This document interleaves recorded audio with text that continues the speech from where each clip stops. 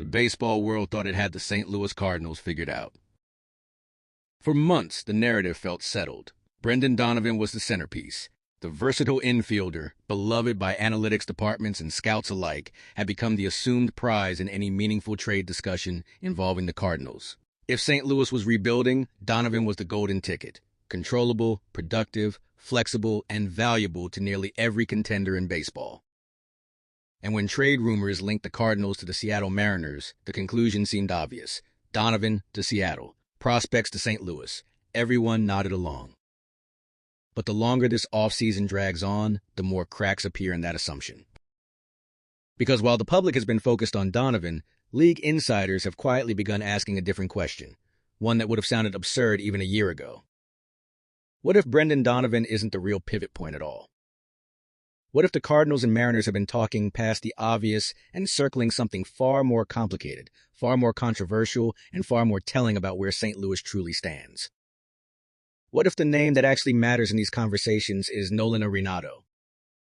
At first glance, the idea borders on ridiculous. Arenado is still the Cardinals' most recognizable star, a future Hall of Famer, an 8-time All-Star, and one of the greatest defensive third basemen the sport has ever seen. Trading him, especially now, feels like an admission few organizations are willing to make publicly. But modern baseball is rarely about comfort, and this particular rumor doesn't exist in a vacuum. It exists because of timing. It exists because of contracts. And it exists because both Seattle and St. Louis are standing at uncomfortable crossroads. To understand why this scenario is even being whispered about, you have to step back and examine what each organization actually needs. Not what fans want, not what sounds good on paper, but what the competitive reality demands. Seattle is in win-now mode, whether they want to say it out loud or not. They were painfully close to a World Series appearance before falling in a 7-game battle with Toronto. Their pitching infrastructure is elite. Their farm system remains one of the deepest in baseball. Julio Rodriguez is already a franchise centerpiece. Cal Raleigh just finished as the American League MVP runner-up. The window is open. But the offense is fragile. Yes, there are stars. Yes, there is talent. But there are also glaring holes, and third base sits near the top of that list. Jorge Polanco is gone, now with the Mets, and experimenting with a positional shift that may or may not work. Eugenio Suarez, acquired at the deadline, remains unsigned. While his 49 home runs jump off the stat sheet, only 13 of those came in a Mariners uniform, and his .189 average over 53 regular season games told a much harsher story. Seattle can't afford another offensive gamble at the hot corner. Not now. Not with their pitching staff ready to contend. Meanwhile, St. Louis is doing something far more unfamiliar. They are stepping backward, deliberately. The Cardinals have spent the last year dismantling assumptions that defined the franchise for decades. They traded Sonny Gray. They moved Wilson Contreras. They absorbed money to do it. They hired Chaim Bloom and quietly embraced a philosophy rooted in long-term flexibility rather than short-term reassurance. This is not a retool, it is a reset. And that reset forces uncomfortable evaluations. Nolan Arenado is no longer the player he was 3 years ago. That is not a criticism. It is reality. The decline has been swift and unforgiving. His power has faded, his offensive metrics have cratered, injuries have accumulated, and while his defense remains strong, even that has shown signs of regression. For a rebuilding team, the question becomes unavoidable. Does his presence help or hinder the next phase? Arenado still carries star weight. He still commands respect, but he also carries a contract that no longer aligns cleanly with production. 2 years remain. Money is still owed. And while the Rockies continue to cover a portion, St. Louis is clearly no longer afraid to eat salary if it accelerates change. That's where Seattle enters the picture. Because while Arenado may no longer be a middle-of-the-order force, he represents something Seattle lacks at third base: certainty. Ben Williamson is penciled in as the internal option. He is 25, entering his second year, and defensively competent. But his offensive track record offers little optimism. There is no power profile, no run-producing history, no evidence that he can anchor the position on a championship-caliber roster. Seattle could simply re-sign Suarez, but the market complicates that path. Suarez and Arenado are the same age, a fact that surprises many, yet Suarez still offers power that Arenado does not.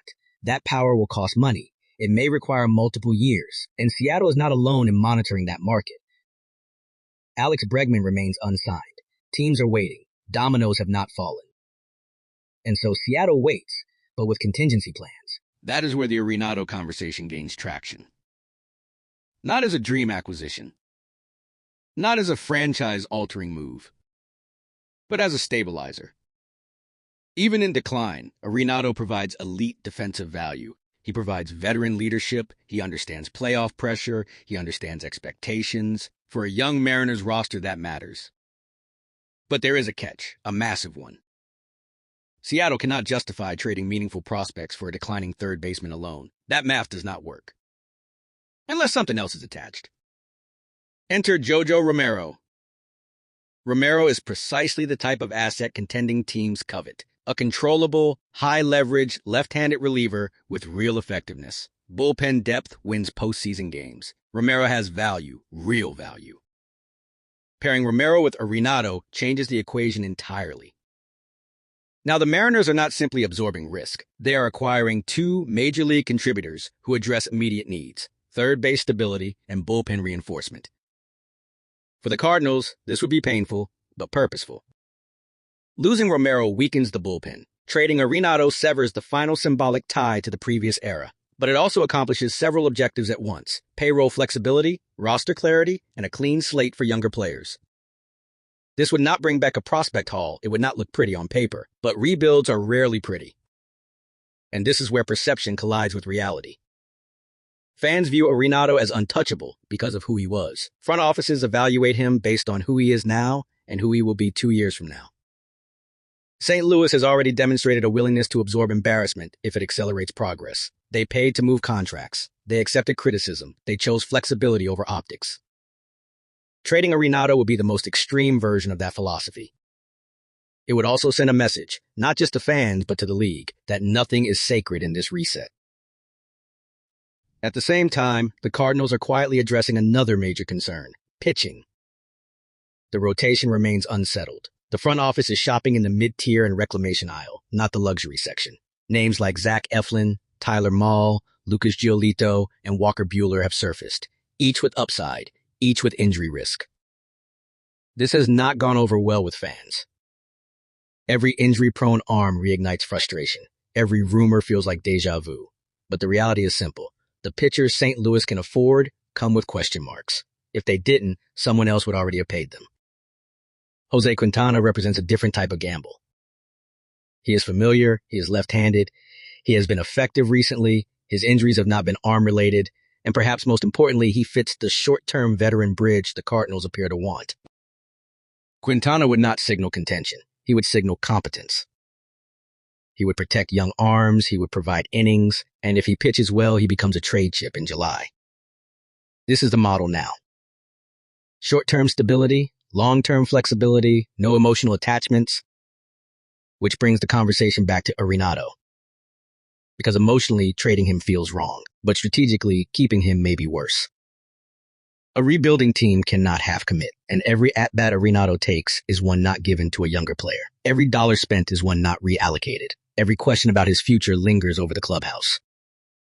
Seattle, meanwhile, does not need Arenado to be elite. They need him to be steady. They need him to be competent. They need him to not be Ben Williamson. That bar is lower than many realize. This is why the rumor refuses to die. Not because it's likely, not because it's clean, but because it makes an uncomfortable amount of sense. Whether it happens or not, the fact that it's being discussed at all tells you everything you need to know about where the Cardinals are and where they're willing to go. This reset is real. The assumptions are gone. And the next move may be the one that finally proves it. And if Nolan Arenado is moved, even in a deal that feels underwhelming, it won't be the end of the Cardinals' story. It will be the beginning of a much harsher, much more honest chapter.